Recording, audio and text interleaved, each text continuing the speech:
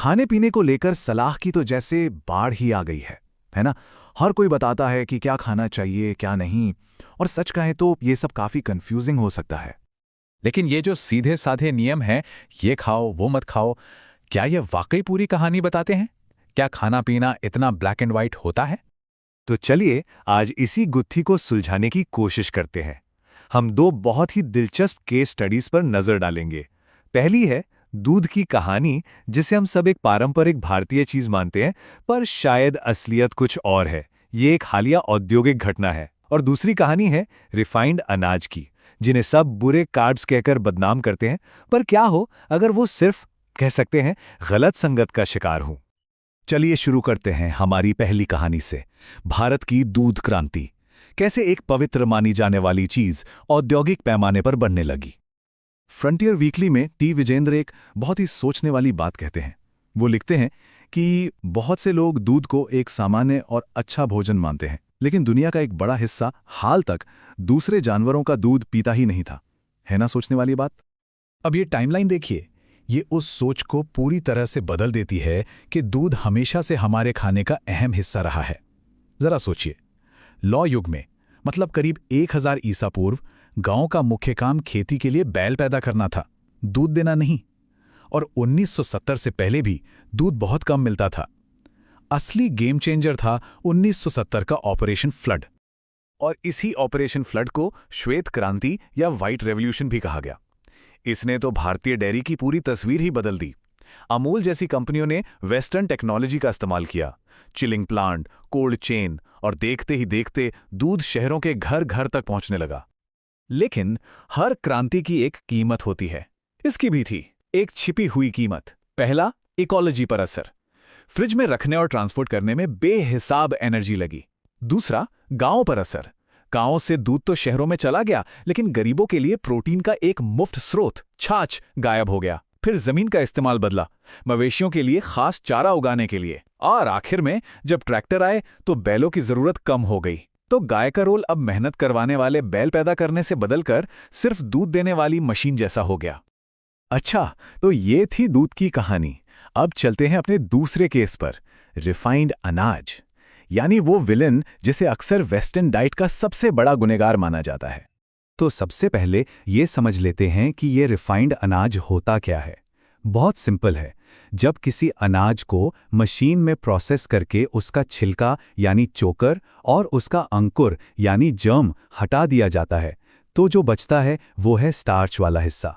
इससे आटा महीन हो जाता है और वो ज्यादा दिन तक टिकता है। और यहीं पे कहानी में एक मजेदार मोड़ आता है। ये जो डेटा है ना, ये रिफाइंड अनाज में कोई पोषण नहीं होता वाली बात को पूरी तरह से पलट देता है। देखिए, ये सच है कि रिफाइन करने पर फाइबर कम हो जाता है, लेकिन एनरिचमेंट नाम की एक प्रोसेस होती है जिसमें थियामिन, फोलेट, आयरन जैसे जरूरी विटामिन मिनरल वापस डाले जाते हैं। और कमाल की बात देखिए, कभी कभी तो ओरिजिनल से भी ज्यादा। तो फिर असली मसला क्या है? यहाँ एक कॉन्सेप्ट आता है जिसे कहते हैं गिल्ट बाय एसोसिएशन, मतलब गलत संगत का असर।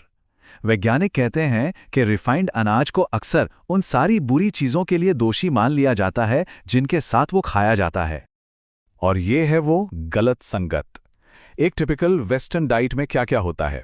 रेड और प्रोसेस्ड मीट, मीठी drinks, high fat dairy, French fries और हाँ, साथ में रिफाइंड अनाज।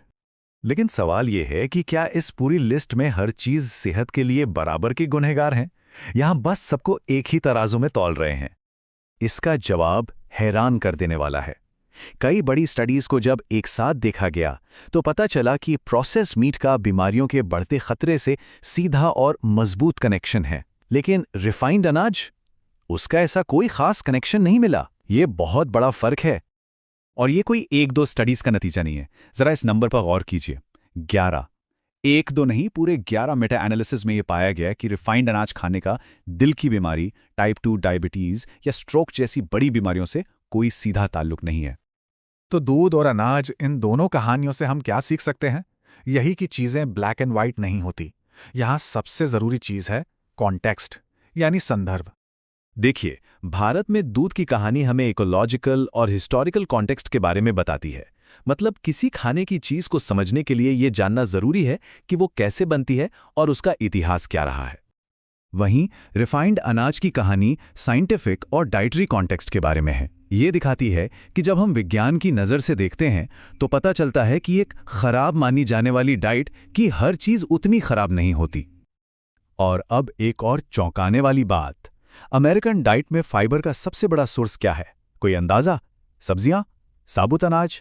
नहीं, वो है रिफाइंड अनाज, लगभग 39%। ये सब्जियों और साबुत अनाज दोनों से ज्यादा है। तो सोचिए, अगर इसे एकदम से हटा दिया जाए तो इसके कुछ अलग ही नतीजे हो सकते हैं।